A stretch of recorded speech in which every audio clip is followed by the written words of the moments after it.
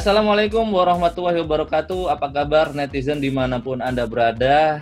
Mudah-mudahan pada hari ini Anda diberikan kesehatan dan kemudian kebahagiaan. Dan mudah-mudahan Anda juga diberikan rezeki yang melimpah. Alhamdulillah, ini adalah salah satu narasumber yang sudah lama saya hubungi dan memang sulit sekali menghubungi narasumber yang satu ini. Selain saya juga sungkan sama beliau ini, dulu beliau ini memang atasan saya langsung di media group. Jadi mungkin karena jarak posisi yang agak berjauhan itu, jadi saya kalau mau ngajak ngobrol-ngobrol itu gimana ya, ada istilah ewo pakewo atau kayak nggak sopan aja kalau ngajak beliau ngobrol. Tapi untungnya beliau ini orangnya humble, dan sekarang walaupun kita berbeda media, alhamdulillah masih bisa dikontak-kontak, dan saya mencoba untuk merayu-rayu beliau ini beberapa hari yang lalu untuk saya ajak kolaborasi di YouTube channel saya.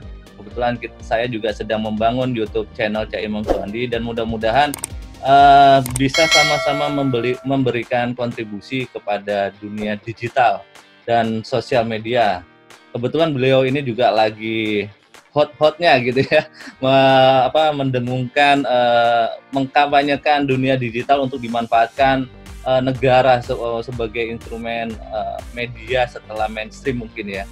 Oke, untuk lebih singkatnya kita langsung sapa saja. Apa kabar Cak Makron? Alhamdulillah kabar baik, Cak Imam. Iya, ini Pak Haji ya? Ini Pak Haji senior saya ini, Pak Haji, mohon izin Pak Haji. Ya, sama-sama. Kita sama lah. Mohon izin, ini orang Lamongan, saya orang Surabaya. Jadi kebetulan satu Jawa Timur ini sedulur ya Pak ya. Sedulur Salamasi. Cak Makron, sebelumnya saya ingin nanya-nanya kabar nih. Sekarang sedang sibuk untuk kandidat doktor ini kalau nggak salah ini. Ya betul, saya lagi menempuh pendidikan doktoral di Sekolah Pascasarjana Universitas Syahid Jakarta. Saya konsentrasi di media, wabil khusus di new media digital kalau kita bilang sekarang itu. Oke. Jadi Cak Makron ini kan dulu ini adalah idola saya waktu kebetulan saya ini masih, walaupun begini saya masih adik mahasiswanya ya Cak Makron ya. Istilahnya adik kelas. Adik kelas tapi jauh sekali ya. Yeah. Jadi waktu itu saya terinspirasi sama Cak Makron ini atau Pak Haji ini waktu Pak Haji itu datang ke kampus Tikosa AWS. Nggak tahu tahun berapa itu ya. Lupa. Beliau ini waktu itu petinggi di Liputan 6 kalau nggak salah Pak ya. Di SCTV Pak ya. Nah, di situ beliau ngasih wejangan-wejangan dan ilmu-ilmu lah untuk mahasiswa Tikosa AWS Akademi Wartawan Surabaya yang berubah nama jadi Sekolah Tinggi Ilmu Komunikasi Massa di Surabaya. Ini merupakan kampus Kawah Chandra di Muka ya, Cak Makron ya. Ya. Boleh diceritakan pengalaman karir jurnalistiknya dari awal nih, atau jadi memang saya mengambil kuliah di Tikosa AWS itu satu-satunya pilihan kampus saya, karena memang sejak remaja saya itu mengidolakan untuk menjadi seorang wartawan, jurnalis gitu. Nah kebetulan memang pada era itu saya hampir tiap hari itu melihat Pak Harmoko.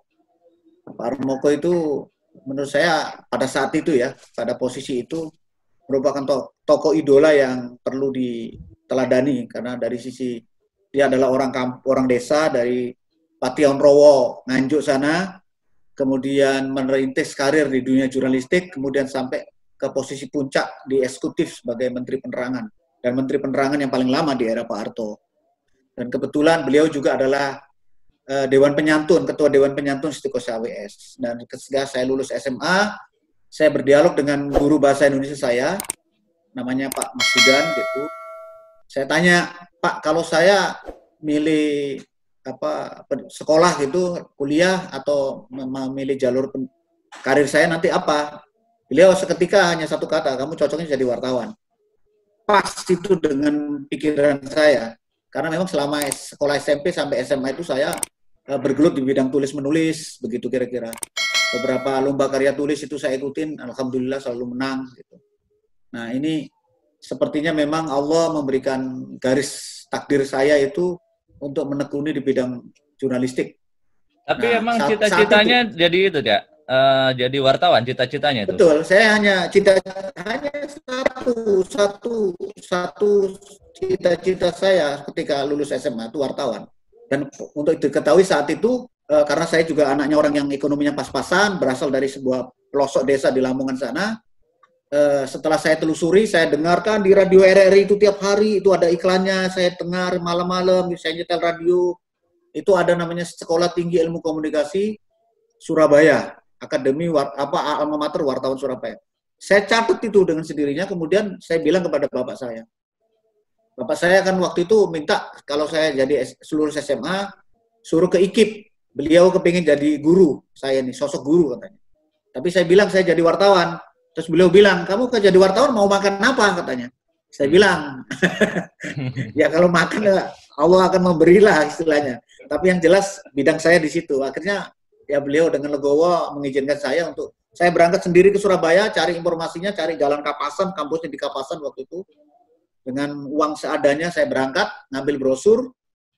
Kemudian pulang dari sana, saya kasih brosur kepada bapak saya. Terus beliau nanya, berapa ini biayanya? Pendaftaran dan lain sebagainya. Saya bilang, waktu itu ya, 350.000. Saya masih ingat itu, tahun 85. Nah, kemudian bapak saya kan petani dan pedagang kecil di kampung. Nah, di sebelah rumah itu ada sawah yang kami miliki, ada tanaman padi. Pada saat itu lagi musim hama tikus. Bapak saya cuma bilang, almarhum ini, ya sudah, kamu tinggal berdoa, padi di sebelah rumah itu mudah-mudahan nggak dimakan tikus, sehingga nanti bisa buat biaya kuliah kamu. Alhamdulillah Allah mengabulkan doa saya. Dan begitu panen itu persis dapatnya itu 350.000. Jadi persis padi yang dijual dipanen itu diangkat, ditimbang di pematang sawah itu, kemudian dibeli oleh pembeli, itu persis 350.000. Ya udah, uangnya langsung dikasih ke saya, udah itu saya berangkat ke Surabaya untuk daftar. Iya. Nah, begitu kira-kira. Nah, modal padi ya. Iya betul, wartawan yang dibiayai oleh padi, itu kira-kira. Nah, sampai di Surabaya ketika saya udah kuliah, ya memang kemudian karena memang ekonomi keluarga juga terbatas, ya saya berjuang bagaimana caranya bisa survive, hidup numpang di rumah saudara, kemudian di luar hari kuliah saya ya kerja apa saja yang penting halal, jual buku segala macam saya tempuh. Nah, saya semester 3 itu sudah jadi wartawan, Mas Cak Imam. Yeah. Jadi kebetulan saya lagi pulang kampung ke rumah istirahat hari Sabtu Minggu gitu. Ada kasus di desa saya. Ada kasus skandal ya, kalau sekarang itu dibilang skandal. Seorang gadis terlibat hubungan gelap dengan 2 orang perjaka yang nggak jelas ini. Sehingga sampai hamil. Nah, ini siapa bapaknya ini? Waktu itu masih zaman apa ya? Zaman polisi itu masih jauh dari KUHAP lah istilahnya kalau dalam penyidikan. Ditahan itu dua-duanya, padahal itu harusnya diproses dulu, diambil DNA-nya kalau sekarang ya, ini bayinya siapa segala macam. Ternyata memang di situ ada prosedur yang nggak benar, saya beritakan. Saya iseng-iseng saja. Saya kamera ya? Foto saya minjem dari sepupunya ibu saya, iya, masih Fuji film yang plastik itu. Saya minta uang kepada bapak saya untuk beli film, waktu itu kameranya minjem, saya foto rumahnya, kemudian kantor polisi saya foto. Saya kirim ke majalah Fakta, udah saya ketik aja. Saya ketik, kirim majalah Fakta, kok 3 minggu kemudian datang amplop coklat gitu, isinya majalah Fakta sama formulir untuk menjadi koresponden majalah Fakta. Majalah Fakta itu waktu itu tahun 80-an itu majalah yang paling berbobot di Jawa Timur, yang sampai sirkulasinya sampai seluruh Indonesia Timur. Sampai ke pelosok-pelosok itu orang mengenal majalah Fakta, majalah hukum dan kriminal. Nah, jadi saya langsung seketika direkrut oleh majalah Fakta menjadi koresponden. Nah, jadi saya sambil kuliah, seperti juga Cak Imam ini, saya tahu, ya kan, nggak mau diem, memang bakat harus disalurkan ya. Emang ada risikonya, kemudian kuliahnya pun akhirnya agak terbengkelai, sehingga yang mestinya 8 semester, saya sampai 12 semester baru selesai. Karena curhat ini. Iya. Karena memang itu dinamika dan romantika ketika kita harus memenuhi kewajiban untuk memenuhi hidup, kebutuhan hidup sambil mempraktekkan ilmu yang kita dapat baru sepotong-sepotong itu. Tapi memang itulah jalan hidup kita. Nah, saya begitu menjelang lulus ada program magang dengan Harian Surya. Jadi Istiqosah AWS itu karena pendirinya Surya itu dan namanya Pak Ivan Harsono itu adalah pemilik Surya Mingguan waktu itu. Kemudian Surya Mingguan ini diakuisisi oleh Kompas dan Pos Kota untuk menjadi sebuah entitas perusahaan pers yang cukup besar waktu itu di Jawa Timur, menggalang sebuah program magang dari mahasiswa Istiqosah AWS yang semester akhir yang sudah selesai kuliah, tinggal nunggu skripsi misalnya, itu dimagangkan di Harian Surya 3 bulan. Satu musim itu dikirim 5 orang. Nah, dari proses magang itu, ini bagusnya ini, mestinya hal yang seperti ini dikembangkan, sehingga link and match itu terjadi. Jadi bagi mahasiswa yang sudah semester akhir itu bisa mempraktikkan ilmunya, sekaligus ada opportunity, ada peluang untuk bisa direkrut. Nah, dari 5 orang itu saya yang direkrut untuk menjadi wartawan Surya, tanpa tes, tanpa ngelamar. Karena memang prosesnya adalah proses dari magang itu selama 3 bulan diamati, dan alhamdulillah kok saya dinilai yang ya mungkin lebih dari yang lain ya. Alhamdulillah saya bersyukur. Saya direkrut oleh Surya. Jadi saya tahun 90 itu menjadi calon reporter Harian Surya. Sementara saya wisuda itu 91. Jadi memang ada proses yang agak panjang. Nah, ketika saya di wisuda itu saya menjadi kepala biro Surya di Banjarmasin. Jadi saya itu waktu itu skripsinya saja saya pakai jarak jauh itu konsultasinya dengan Pak Mamak Sarifuddin itu dosen pembimbing saya. Pak Ama ya. Itulah romantikanya. Jadi saya di Harian Surya itu sampai tahun 96. Kemudian saya masuk ke Liputan 6 SCTV, gelombang kedua dari generasi Liputan 6 awal. Nah, disitulah Cak Imam tadi menyebut ketika saya di SCTV saya kok merasa ada utang budi yang saya harus berikan kepada kampus. Seandainya pun, kalau sekarang seandainya saya tinggal di Surabaya, mestinya saya sudah ngajar di alma mater kita. Tapi memang saya hidupnya masih di Jakarta dan tinggal di kota Tangerang, jadi rasanya memang berat. Nah, sementara ini saya ya sambil menunggu pensiun, saya sudah mulai ngajar di Universitas Muhammadiyah Jakarta sambil mengamalkan ilmu sambil Setelah itu berlanjut ke Metro TV dan sekarang di RTV ya Pak ya? Ya, jadi saya di Liputan 6 itu sampai tahun 2004. 2004 kemudian saya pindah ke Metro TV diajak oleh Pak Don Bosco Salamun. Nah, diajak oleh Pak Don Bosco Salamun, saya diajak masuk karena beliau waktu itu diangkat jadi pemimpin redaksi dan beliau butuh orang. Ya, saya dianggap yang cocok bersama dengan teman Claudius Bukan yang sekarang menjadi direktur di Berita 1. Saya masuk, saya di Metro mengabdi selama 8 tahun juga. Nah, jadi yang penuh dinamika memang dari seluruh karir saya itu di Metro TV memang. Di situ saya ibarat pemain bola itu menemukan sebuah stadion yang besar ya. Karena memang kalau mau menjadi seorang ibarat pemain bola itu bermain bola di klub yang semestinya ya di Metro TV itu ya. Saya anggap berbagai dinamika terjadi, saya banyak pengalaman menghandle peristiwa-peristiwa besar yang menjadi sejarah. Jadi saya masuk Metro TV itu September 2004. Kemudian bulan Novembernya itu Mutia Hafid dan Budiono itu diculik di Irak. Sandra ya? Di Sandra. Ya. Di Sandra di Irak. Saya juga yang menghandle breaking news-nya. Jadi waktu itu kami di Metro TV sedang raker akhir tahun. Itu di Hotel Sultan sekarang, dulu di Hotel Hilton ya. Kami sedang raker hari itu, hari Jumat, saya ingat persis. Tiba-tiba Mbak Heni manajer PR itu ditelepon oleh Pak Martin Natalagawa waktu itu juru bicara Kemenlu. Bu Heni, apakah ada Metro TV mengirim kru ke Timur Tengah?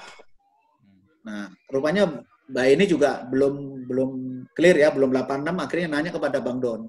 Kebetulan Bang Don ada di sebelah saya. Bang, emang kita kirim kru ke Timur Tengah? Iya. Terus ngobrol sama saya, ada Cak, Budiono belum pulang kan? Belum, sama Mutia. Di Irak sekarang ini. Karena tadinya sudah mau pulang, cuma kemudian kami perintahkan kembali untuk masuk Irak. Padahal mereka berdua sudah dari Jordania.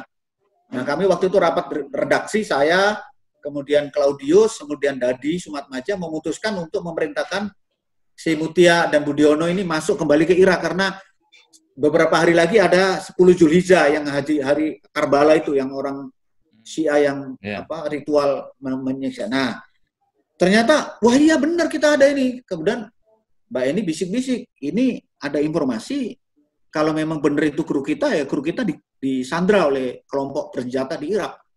Seketika itu raker bubar. Raker yang ada di Hilton itu bubar.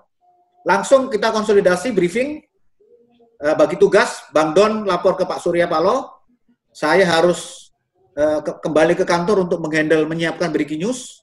Kemudian Claudius mendatangi keluarganya Budiono, kemudian Desi Anwar mendatangi keluarganya Mutia. Jadi kami berbagi tugas untuk saling mengabarkan supaya tidak kaget. Sebelum kita beritakan, mereka harus ke keluarga masing-masing diberitakan. Pas saya sudah nyampe kantor, sudah menyiapkan breaking news, Pak Surya datang. Setelah dilapori Pak Don. Jadi saya waktu itu menghandle breaking news, dikawal oleh Pak Surya langsung untuk melihat situasi yang sebenarnya seperti apa. Begitu kira-kira. Jadi itu pengalaman pertama yang menurut saya menjadi sebuah catatan sejarah yang penting dalam dunia jurnalisme. Yang kedua adalah Desember kemudian, tanggal 26 Desember tahun 2004. Kita tahu bersama terjadi tsunami Aceh, dan ini adalah peristiwa terbesar penutup abad ke-20 itu tsunami Aceh itu. Sudah tidak ada lagi peristiwa yang sejenis itu. Nah, di abad ke-21 ini, pandemi COVID ini, saya sudah di RTV. Kembali ke Metro TV, jadi breaking news tsunami Aceh dengan tagline Indonesia menangis itu berlangsung selama 1 bulan full. Kami semua tidak libur, tidak istirahat, jadi masing-masing nginep di kantor karena breaking news berlangsung selama 24 jam, selama 30 hari. Nah, di momen breaking news lah, ada gambar yang menurut saya cukup fenomenal, ada 2 yang sampai hari ini tercatat dalam sejarah pertelevisian dunia. Karena gambar itu kemudian mendunia, yaitu gambar amatir Cut Putri. Saya sendiri sama Claudius Bukan itu yang menegosiasi 1 hari full. Kemudian 5 hari kemudian muncul gambar yang dihasilkan oleh Hasim. Jadi kameramen freelancer dari TVRI yang kita tahu gambarnya itu sangat dahsyat. Dan hampir seluruh televisi di dunia itu membeli gambar itu. Jadi gambar itu sangat terkenal dan mestinya menghuni library audiovisual di seluruh dunia itu. Itu kira-kira itu selama karir di Metro, itu momen-momen, belum lagi breaking news segala peristiwa yang terjadi di tanah air maupun di dunia, mulai dari kecelakaan pesawat beberapa kali, misalnya jatuhnya pesawat di Medan waktu pesawat kemudian Adam Air. Bukan. Itu Adam Air itu di Sulawesi kan, di Teluk Makassar, Teluk Sulawesi. Itu kemudian Adam Air menghilang, itu nyemplung di laut Selat Sulawesi, juga saya ada di sana. Kemudian Lion Air segala macam yang jatuh di Solo, yang overshoot waktu hard landing itu. Itulah peristiwa-peristiwa besar yang saya terlibat di dalamnya. Dan begitu juga waktu peristiwa banjir 2007, peristiwa banjir besar di Jakarta tahun 2007. Iya. Saya sekarang di RTV ya? Sekarang sejak tahun 2014, jadi ketika 2014 itu Raja Wali Televisi masih bernama B Channel, akan di rebranding menjadi Raja Wali Televisi, dan pemiliknya, pimpinan perusahaannya merencanakan untuk bisa bikin news, dan saya direkrut sebagai orang news yang kemudian men-set up organisasi maupun menyusun program, dan alhamdulillah sejak tanggal 3 Mei tahun 2014 berubah nama menjadi Raja Wali Televisi, dan kami di redaksi menghasilkan program yang namanya Lensa Indonesia. Jadi sudah meluncur Lensa Indonesia Pagi, Lensa Indonesia Siang, Lensa Indonesia Sore, Lensa Indonesia Malam, bersama dengan program-program magazine, termasuk Michael Chandra luar biasa, kemudian Maestro kemarin yang tayang, lanjut tayangan kriminal, CSI, dan Turn Back Crime. Jadi mulainya tadi dari cetak kan ya? Langsung ke dari cetak, saya dari majalah. Ya, jadi dari majalah ya. Format 3 media, alhamdulillah telah saya lalui. Radio udah pernah ya? Radio pernah? Ya? Radio pernah? Belum. Oh, belum. Belum. Jadi tiga format majalah, koran sama TV. Nah, sekarang saya sedang mempersiapkan untuk menggeluti dunia digital sebagai new media. Nah, ini menarik ini. Kita mulai masuk ke dunia digital. Ini seperti yang kita lakukan ini kan dunia digital ini ya, Caya. Ya, betul, Nah, betul. ini kira-kira apakah ini yang disebut format TV interaktif yang dulu waktu kita kuliah kan ada mata kuliahnya tuh? Ya. Apa namanya kalau nggak salah integrasi media atau apa sinergi ya? Ya. Atau TV interaktif. Kira-kira gimana Cak Makron melihat fenomena media sosial dan digital media saat ini nih? Jadi begini, Cak Imam, sebenarnya digital ini kan kalau kita runut sebagai fenomena baru di jagat raya ini, kalau kita runut digital ini asal muasalnya adalah lahirnya internet yang dipelopori oleh ARPANET ya. Jadi ARPANET itu satu unit gugus tugas di Amerika sana dari tentara Amerika yang waktu itu dimaksudkan untuk menangkap atau menyadap dari kemungkinan serangan nuklir oleh Rusia dalam konteks Cold War, perang dingin antara Amerika dan Uni Soviet waktu itu ya. Nah, mereka menciptakan semacam sambungan komunikasi yang bersifat digital gitu, yang tidak terlihat ya. Nah, terus kemudian berkembang. Tahun 80 sudah mulai ketemu bentuknya lebih, ini ada dalam bentuk milis-milis. Nah, itu kalau kita baca bukunya salah satu dari 3 pelopor ilmu internet ini, yaitu yang disebut oleh namanya Howard Lindgold dalam bukunya Virtual Community. Jadi Virtual Community itu memaparkan tentang bagaimana sejarah dimulainya orang berkomunikasi secara virtual melalui sambungan kabel telepon, ya kan, dan melalui yang dimediasi oleh komputer, namanya Communication Mediated Computer, jadi CMC, Communication Mediated Computer. Nah, waktu itu awal mulanya adalah melalui milis. Jadi si Pak Howard Reingold ini dalam bukunya yang terbit tahun 95, saya punya yang edisi tahun 95. Itu ceritakan bagaimana mulai tahun 85 itu sudah terbangun masyarakat virtual melalui hubungan milis. Dia masuk ke situ, komunitas itu, waktu itu tahun 85, 86 itu pesertanya baru puluhan. Kemudian menggejala terus dalam kurang dari 5 tahun, menjelang tahun 90, itu sudah jutaan orang tersambung di seluruh dunia. Dan dia berteori virtual community ini adalah realitas yang tidak tampak, tetapi perilakunya seperti yang dilakukan oleh manusia di dunia nyata. Jadi ini aktivitas orang di dunia maya, itu kemudian seperti juga yang dilakukan di dunia nyata. Di situ ada orang berbagi pengalaman, mencari jodoh, mencari pekerjaan, reuni, dan sebagainya, melalui milis waktu itu. Dan Howard Reingold ini melihat ini sebagai sebuah fenomena yang ini akan terus menggelembung. Waktu itu penduduk dunia sekitar ya mungkin 5,5 miliar begitu. Yang tersambung baru jutaan. Tapi hari ini kawan, sudah 6 miliar manusia di bumi, dari 7 miliar manusia ini sudah tersambung dengan internet. Dan cross border ya. Cross border. Tidak ada batas wilayah lagi. Betul. Dan ini namanya ekstrapolasi. Berkembang secara meluas dan berjaringan. Yang kemudian oleh si Manuel Castel disebut sebagai Global Network Society, masyarakat berjaringan secara global. Jadi kita ini kenal nggak kenal, tahu saling nggak tahu, itu bisa terjaring. Kalau kita Cak Imam ini memposting apa yang kita bicarakan ini bisa ditonton oleh orang seluruh dunia sepanjang dia punya akses internet. Global Village ya?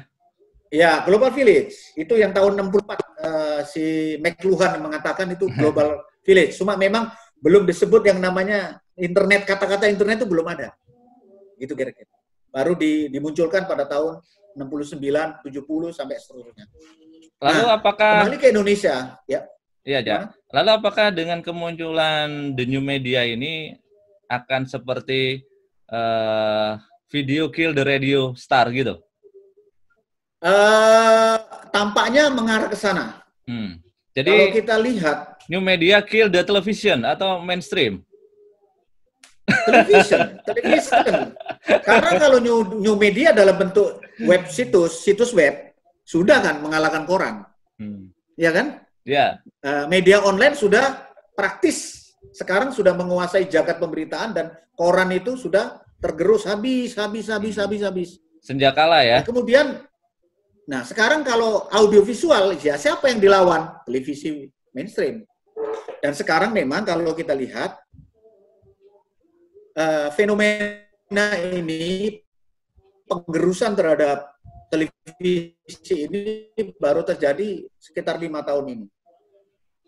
Ya. 5 tahun belakang gagap berani karena memang penetrasi dari digital, televisi digital ini dalam bentuk yang sekarang YouTube dan sebagainya ini itu baru menggerus 3% untuk seluruhnya, baik komersial maupun audiens. Tetapi Cak Imam, hari ini orang menonton TV mainstream di layar utama itu, terestrial khususnya, dengan orang menonton TV dengan platform digital itu sudah head to head. Hanya memang masalahnya ketika ditanya kepada pemain industri ini adalah tetap masih dikendalikan oleh namanya rezim rating. Dan rezim rating ini adalah praktek ekonomi politik kalau dalam studi komunikasi ya. Komunikasi dan media itu mengenal namanya teori ekonomi politik media. Iya, pertanyaannya ya. Sekarang gini, Cak Makron. Anaknya Cak Makron sekarang nonton apa? TV apa YouTube? Yes, itu fenomena, gejala, kenyataan, realitas yang semua kita alami ketika kita punya anak. Yeah. Apalagi yang kelas menengah ke atas, peduli apa dengan televisi, tayangan-tayangan yang seperti ditayangkan di televisi. Orang udah main, kalau misalnya main televisi kabel berlangganan ke TV channel, ya nonton yang berlangganan, yang segmented.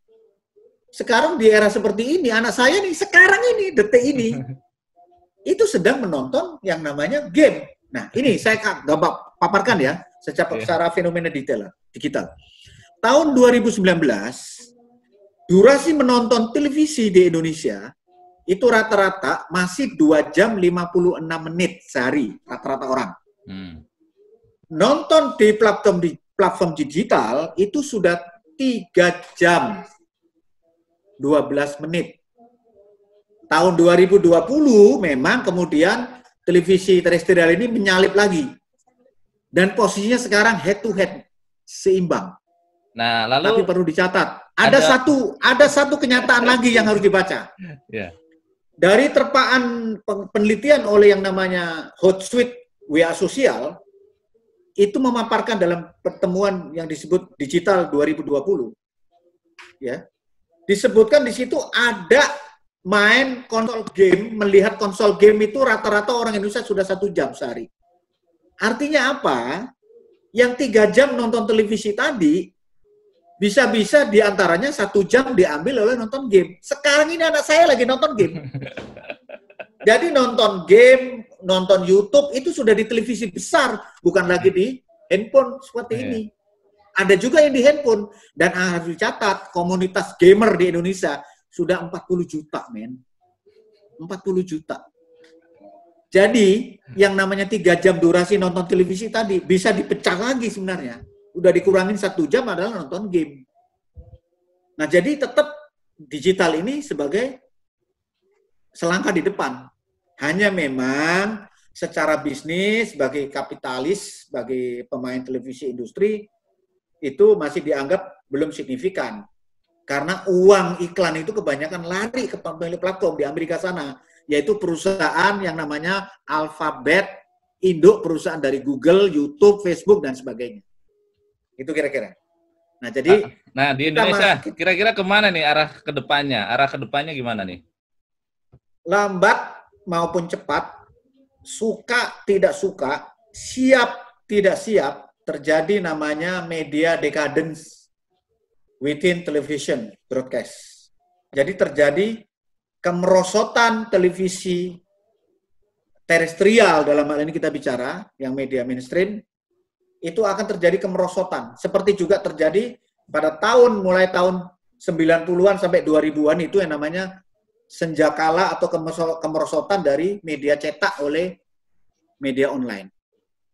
Pada saat itu, tahun 97, namanya Roger Federer di Amerika, sudah melakukan penelitian bahwa sudah terjadi gejala dekadensi atau penurunan kemerosotan dari media cetak oleh media digital.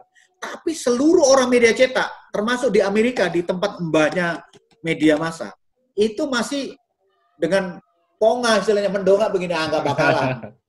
Tapi kita lihat hari ini apa yang terjadi. Sampai kapan membaca koran? Saya tanya. Kapan juga ketemu agen koran, pengecer koran di pinggir-pinggir jalan? Saya tuh sekarang kalau mau baca koran harus ke Ben Hill, Bendungan Hilir untuk cari koran, selembar koran.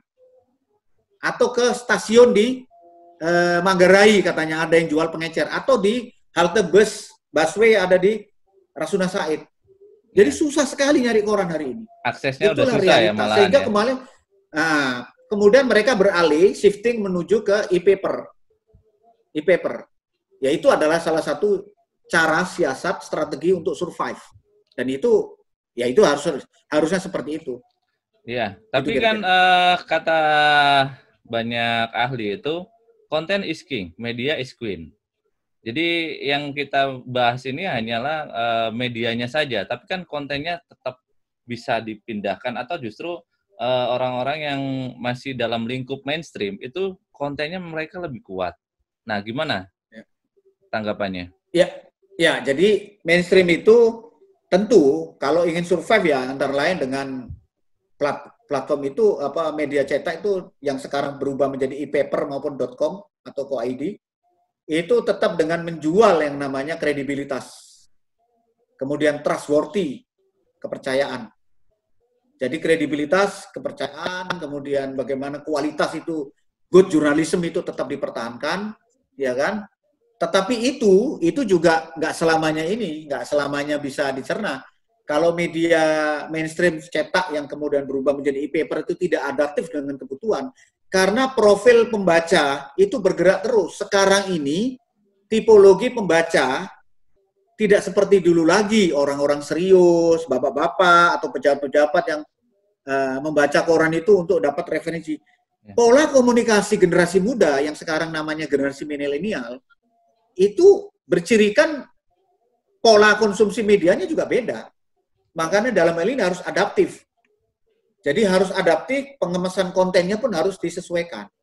Setahu saya, pola-pola komunikasi orang generasi Y dan generasi Z ini adalah antara lain terus terang. Kemudian yang simple-simple, nggak mau terlalu banyak mikir.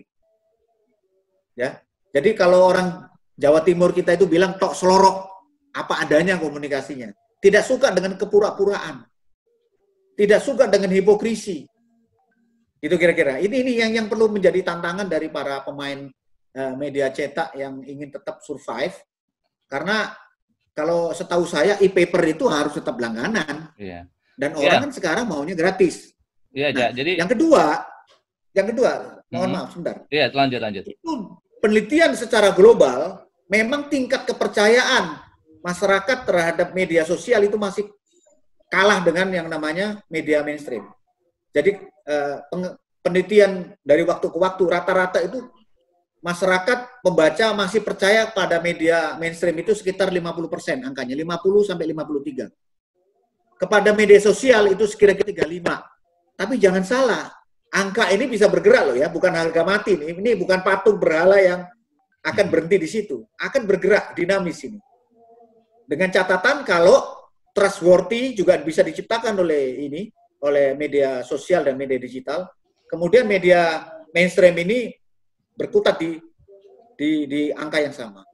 Makanya itu saya sendiri tergerak untuk ikut urun rembuk dalam hal ini kepada para pelaku media, terutama digital, untuk kita gunakan media digital dan media sosial ini untuk kebaikan. Jadi saya akan berusaha dengan keras, dengan ilmu dan tenaga yang saya miliki, waktu yang insya Allah ke depan itu lebih luas saya, itu akan menjadi seorang istilahnya digital defender. Oke. Jadi kita akan banyak melakukan literasi digital, kemudian optimasi digital. Jadi saya akan berfokus pada memanfaatkan istilahnya bright side atau sisi terang dari internet. Wah, jadi mantap. Internet itu seperti juga realitas kehidupan yang lain kan, seperti mata pisau, dua mata pisau. Ada sisi gelap dark side dan bright side. Nah, tinggal pisau yang mana kita gunakan. Saya akan pilih pisau yang untuk kebaikan, sisi terang. Cak Makron, itu menarik, tapi durasi kita terlalu panjang ini. Tadi saya menit sampai 30 menit, tapi karena mengalir ya udah saya biarkan aja. Toh durasi kan kalau di dunia digital ini kan bisa kita atur ya kan. Nah, kita nanti bisa sambung lah di next episode. Mungkin ini anggap saja ini episode pertama dari pertemuan pembukaan kita. Lah ya, introduksi dulu. Seru juga. Tadi kalau mau saya kan juga nggak asik juga ya kan. Biarkan itu mengalir dan saya ini terbatas oleh waktu ya. Kita nggak bisa terlalu panjang, maksimal 40 menit dari apa yang kita perbincangan ini. Mudah-mudahan itu tadi yang terakhir yang Cak Makron kasih gimmick tadi yang terakhir itu. Nanti kita akan kita kasih di next episode bagaimana? Oke, baik. Oke, sebagai penutup nih, sebagai penutup di episode, anggap saja ini episode perdana bersama Cak Makron ya. Apa yang ingin disampaikan nih sebelum kita akhiri dulu dalam episode ini? Ya, saya pikir karena kita berdua adalah orang komunikasi, ya. Mari kita berkomunikasi secara bermartabat. Kita gunakan ranah komunikasi media ini untuk kebaikan hidup. Kalau dalam perspektif agama kita gunakan sebagai dakwah, untuk perspektif sosial kita ajak menggalang solidaritas sosial untuk mencari solusi dari semua permasalahan yang kita hadapi bersama. Dari perspektif politik, mari kita gunakan sebagai sarana komunikasi politik yang untuk mengangkat harkat kehidupan masyarakat, manusia, dan negara ini menjadi lebih baik. Oke, terima kasih Cak Makron atas waktunya dan kesempatannya anggap saja ini episode perdana. Mudah-mudahan kita bisa lanjutkan di episode berikutnya. Baik. Tentu saja perbincangan ini akan bermanfaat otomatis yang secara pribadi buat diri saya pribadi dan mudah-mudahan bagi penonton kita nih dimanapun Anda berada, dan mudah-mudahan Anda bisa mengambil hikmah atau manfaat dari apa yang kita perbincangkan. Mohon maaf apabila ada kekurangan dari kalimat saya atau kata saya dalam menyampaikan membawakan acara ini. Mudah-mudahan kita akan bertemu lagi dalam episode berikutnya. Saya akhiri dulu. Wassalamualaikum warahmatullahi wabarakatuh. Terima kasih Cak Makron. Ya, terima kasih. Assalamualaikum warahmatullahi wabarakatuh.